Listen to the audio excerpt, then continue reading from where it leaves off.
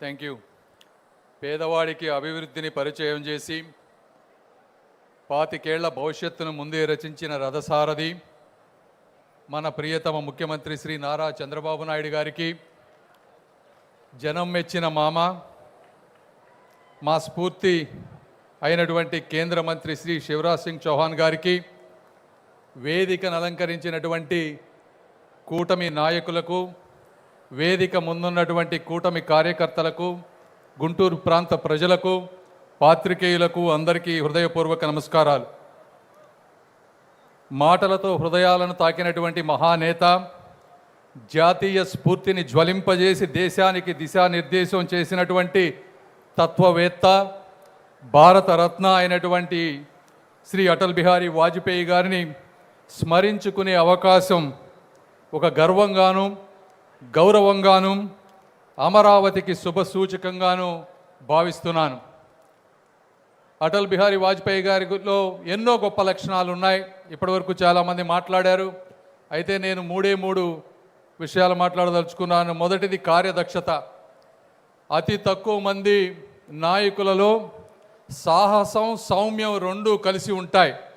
అంటే సాహసం చేయాల్సిన వచ్చినప్పుడు ఎమర్జెన్సీ సమయంలో 19 నెలలు జైల్లో గడపటం కానీ, పోఖ్రాన్ ద్వారా ప్రపంచ దేశాలు ఒత్తిడి తీసుకువచ్చినా కూడా మన సామర్థ్యాన్ని ప్రపంచానికి తెలియచేయటంలో కానీ, కార్గిల్ యుద్ధ సమయంలో సైనికులతోటి అండగా ఉండి, అదేవిధంగా లైన్ ఆఫ్ కంట్రోల్ని దాటకుండా ప్రపంచ దేశాలను మెప్పించి యుద్ధం చేసిన విధానం కానీ, అంతర్జాతీయ దౌత్యంలో వాస్తవికతను, శాంతిని కలిపి భారత్ పాకిస్తాన్ సంబంధాలపై ఆయన చూపించినటువంటి దౌత్య దృక్పథం కానీ, అంటే వారు చెప్పినటువంటి విధానాలు, కొన్ని మాటలు స్నేహితులను మార్చుకోగలం కానీ పొరుగు దేశాలను మార్చుకోలేనని చెప్పిన విధానం కానీ, క్రికెటర్సు ఆ ప్రాంతానికి వెళ్ళి ఆడినప్పుడు కేవలం ఆటనే కాదు, వారి మనసులను కూడా గెలుచుకు రండి అని చెప్పినటువంటి విధానం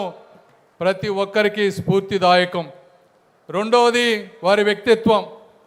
ఇప్పటివరకు చెప్పినట్లు పొలిటికల్ ఫీల్డ్లో నిజమైన అజాత శత్రువులే లేని నాయకుడు, పాకిస్తాన్కి మొట్టమొదటిసారిగా శాంతి కోసం బస్సులో ప్రయాణించినటువంటి నాయకుడు, అధికారం ఉన్న అహంకారం లేనటువంటి నాయకుడు, 29 పార్టీల సంకీర్ణాన్ని సంయమనంతో, సహనంతో, సమన్వయంతో నడిపిన దూరదృష్టి కలిగినటువంటి నాయకుడు, ఒక్క ఓటుతో అధికారం ఉంటుందని తెలిసినా కూడా ఈ దేశం, ఈ ప్రజాస్వామ్యమే శాశ్వతం, పదవులు, పార్టీలు, రాజకీయాలు శాశ్వతం కాదు అని చెప్పి నిలబడిన నాయకత్వం, వివక్షాలను ప్రత్యర్థులుగా తప్ప శత్రువులుగా భావించలేదు.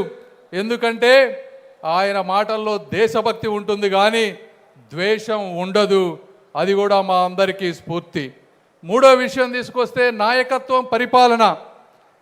మీరు ఈరోజు చూస్తున్నట్టు, ఇప్పటివరకు చెప్పినట్టు మోదీ గారు కానీ, ఇప్పుడు గవర్నమెంట్స్ కానీ ఫాలో అవుతున్నటువంటి ఎన్నో అటువంటి కార్యక్రమాలకు వారు పునాది వేశారు.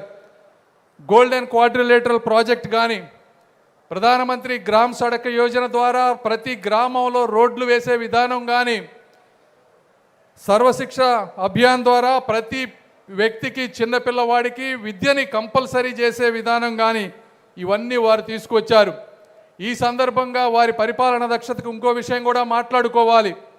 వారు ఆ రోజుల్లో ప్రధానమంత్రిగా ఉన్నప్పటికీ కూడా దేశంలో తెలివైన వారు ఎవరున్నారు, ఈ సమాజం పట్ల ముందు చూపుతో ఎవరున్నారని గ్రహించినప్పుడు ఆ రోజు వారికి కనపడినటువంటి వ్యక్తి గౌరవ ముఖ్యమంత్రి నారా చంద్రబాబు నాయుడు గారు. దేశంలో డబ్బు లేకపోతే పీపీపీ విధానంలో రోడ్లు వేయవచ్చు అని చెప్పినటువంటి సలహా కూడా ఆ రోజు గౌరవ ముఖ్యమంత్రి చంద్రబాబు నాయుడు గారిదే. అదేవిధంగా టెలికాం రంగంలో మొత్తం తీసుకురావాలి, ఏ విధంగా గ్రామానికి కనెక్టివిటీ పెంచాలి అని ఆలోచించినప్పుడు ముఖ్యమంత్రి గారి ఆధ్వర్యంలో ఒక కమిటీ వేసి ఆ టెలికాం రిఫార్మ్స్ చేస్తే ఈరోజు ప్రతి గ్రామంలో కూడా ఇంటర్నెట్ సౌకర్యం వచ్చింది. దానికి కూడా చంద్రబాబు నాయుడు గారి సహకారం ఆ రోజు తీసుకుంటా ఉన్నారు. వీటన్నిటికంటే ముఖ్యంగా రాష్ట్రపతిని సెలెక్ట్ చేసేటప్పుడు గౌరవ ముఖ్యమంత్రి గారికి ఒక పేరు చెప్పారు. అయితే చంద్రబాబు నాయుడు గారు అబ్దుల్ కలాం గారి పేరు మీరు ఒకసారి ఆలోచించండి అని చెప్పిన వెంటనే ఇది కరెక్ట్ డెసిషన్ అని చెప్పి వ్యక్తిని మార్చి ఈరోజు ఒక వ్యవస్థకి గౌరవాన్ని తీసుకొచ్చినటువంటి నాయకత్వ లక్షణాలు ఉన్నటువంటి వ్యక్తి వాజ్పేయి గారు. అంటే కోఆపరేటివ్ సహకార ఫెడరలిజంలో మనకంటే తెలివైన వారు, మనకంటే గొప్పవారు ఎవరైనా ఉంటే వారి సలహాలు తీసుకొని సమాజాన్ని ముందుకు తీసుకువెళ్ళగలిగిన వ్యక్తే నిజమైన నాయకుడు.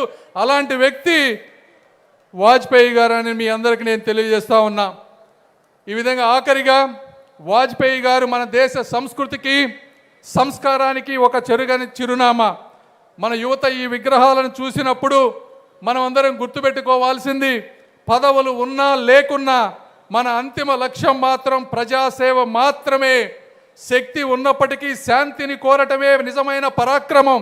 సిద్ధాంతాల్లో విధానాల్లో స్థిరత్వం, దృఢత్వం, మాటల్లో మాధుర్యం, హృదయంలో ధైర్యం, దేశభక్తి ఉంటే అందరి మనసులు గెలవవచ్చు అని చూపించినటువంటి వ్యక్తి వాజ్పేయి గారు. అవన్నీ మాకు గుర్తుంటాయి. ఈ విధంగా ఉంటేనే చరిత్రలో నిలబడిపోతారు తప్పించి స్వార్థ ప్రయోజనాలతో ఎవరు చరిత్రలో ప్రజల గుండెల్లో ఉండలేరు.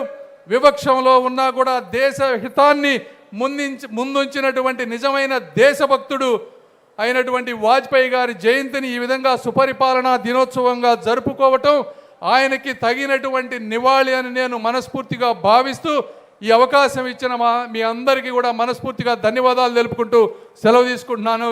జై Hind, Vande Bharat. Thank you sir, ధన్యవాదాలు. సంస్థాగత నిబద్ధ